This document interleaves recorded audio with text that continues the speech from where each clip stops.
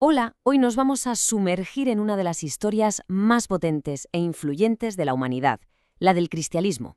Es que es una historia que ha moldeado civilizaciones enteras, ha inspirado arte increíble durante siglos y, bueno, ha sido la guía para miles y miles de millones de personas. Para hacernos una idea de su alcance, solo hay que mirar esta cifra: 2.400 millones de personas. O sea, es de lejos la religión con más seguidores del planeta, una auténtica barbaridad. Claro, con esa magnitud es inevitable preguntarse, de toda esa historia de los orígenes, ¿qué es un hecho histórico contrastado y qué es, digamos, tradición? Pues mira, de eso va precisamente este análisis. Vamos a meternos de lleno en ello. Venga, pues vamos a empezar por el principio de todo, el hombre y el mito. Cómo se separa la figura de la fe de la persona que los historiadores pueden documentar. A ver, los historiadores suelen hablar de dos figuras, por así decirlo. Por un lado está el Cristo de la fe, que es la figura que conocemos por la teología, por los evangelios. Y por otro, el llamado Jesús histórico. Y a este se intenta reconstruir con lo que cuentan las fuentes de fuera, sobre todo las no cristianas. Y aquí tenemos un testimonio que es oro puro, porque viene de fuera. Es de Tácito, un historiador romano que, décadas después de los hechos, confirma de manera independiente que un tal Cristo fue ejecutado bajo el gobierno de Poncio Pilato. Tener una prueba externa así es fundamental. Y a Tácito se le suma Flavio Josefo, que era un historiador judío. Él también escribe sobre Jesús, sobre su crucifixión por orden de Pilato y, ojo, sobre la increíble lealtad de sus discípulos.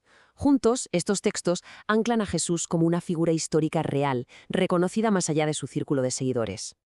Muy bien, ya hemos visto las fuentes externas. Ahora vamos a centrarnos en las principales fuentes cristianas, los evangelios, y a ver qué nos cuenta la historia sobre ellos.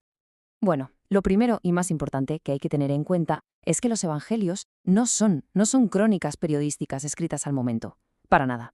Se escribieron décadas después de la muerte de Jesús, entre 30 y 80 años más tarde. Esto significa que sus autores muy probablemente no lo conocieron en persona. Así que lo que tenemos son relatos con una intención teológica e histórica, claro, pero no son testimonios de primera mano. Y lo más fascinante es que incluso en estos textos que son el corazón de la fe, encontramos un retrato superhumano. Los propios evangelios nos cuentan que tenía hermanos, que se enfadó muchísimo en el templo, que lloró por la muerte de su amigo Lázaro e incluso que sintió una desesperación total en la cruz. Aquí tenemos una de las grandes discrepancias entre tradición e historia. La tradición dice que nació en Belén, para cumplir una profecía del Antiguo Testamento. Pero los historiadores modernos lo dudan bastante. ¿Por qué? Porque el censo romano que se describe en los evangelios no encaja con cómo funcionaba Judea en esa época, que era un reino cliente con sus propias normas. Así que lo más probable es que su lugar de nacimiento fuera en Nazaret. Y ahora, una curiosidad que seguro que sorprende a más de uno. La imagen típica que tenemos todos en la cabeza, pelo largo, barba, túnica blanca, no tiene ninguna base histórica. De hecho, las primeras representaciones se inspiraron en cómo se pintaba a los filósofos paganos o incluso al dios romano Júpiter. Curioso, ¿verdad? Venga, pasemos ahora a los símbolos y las fechas. ¿Han sido siempre como los conocemos hoy? Vamos a ver cómo evolucionaron algunos de los elementos más icónicos del cristianismo. Si pensamos en un símbolo cristiano, lo primero que se nos viene a la cabeza es la cruz, ¿a que sí? Pero, ¿fue siempre así? Pues la historia nos dice que no, para nada. Al principio, los cristianos, que a menudo tenían que esconderse, usaban otros símbolos para reconocerse, como el pez o el ancla. Eran como códigos secretos. La cruz no se convirtió en el símbolo principal hasta bien entrado el siglo III, o sea, casi 200 años después. ¿Y qué pasa con la Navidad? Pues el 25 de diciembre no aparece por ningún lado en la Biblia. Lo más seguro es que la Iglesia de los primeros siglos eligiera esa fecha a propósito, para que coincidiera con la fiesta romana del Sol Invicto, que era súper popular. Fue una estrategia brillante para absorber y dar un nuevo significado a las tradiciones que ya existían. Y esto nos lleva a un punto de inflexión brutal en la historia del cristianismo. Vamos a ver cómo pasó de ser una secta perseguida a convertirse en la religión que definiría a todo un imperio. Es que la velocidad a la que ocurrió todo es alucinante. Fijaos, en el año 313, el Edicto de Milán legaliza el cristianismo, y menos de 70 años después, en el 380, el Edicto de Tesalónica lo convierte en la religión oficial y única del Imperio Romano. Es un ascenso meteórico, vamos. El protagonista de este giro de guión fue el emperador Constantino. La leyenda dice que tuvo una visión de una cruz justo antes de una batalla clave.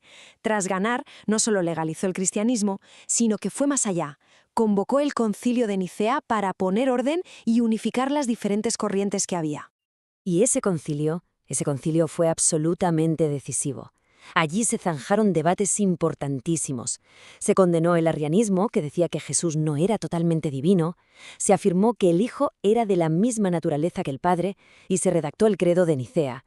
Básicamente, se sentaron las bases de la doctrina oficial.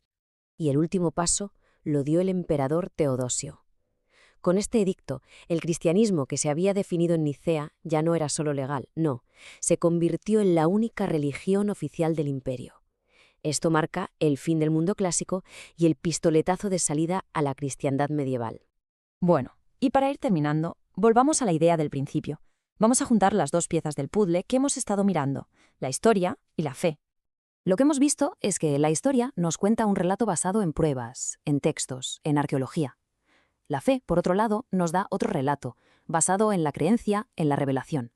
Son simplemente dos maneras diferentes de acercarse a lo mismo, y entender una no tiene por qué anular la otra. Y cerramos con esto, con una pregunta para la reflexión. Saber cómo se crearon las tradiciones, por qué se eligieron ciertas fechas, cómo se decidió la doctrina, ¿cambian algo el significado profundo que la fe tiene para millones de personas? La respuesta, claro, es tan personal como la propia creencia.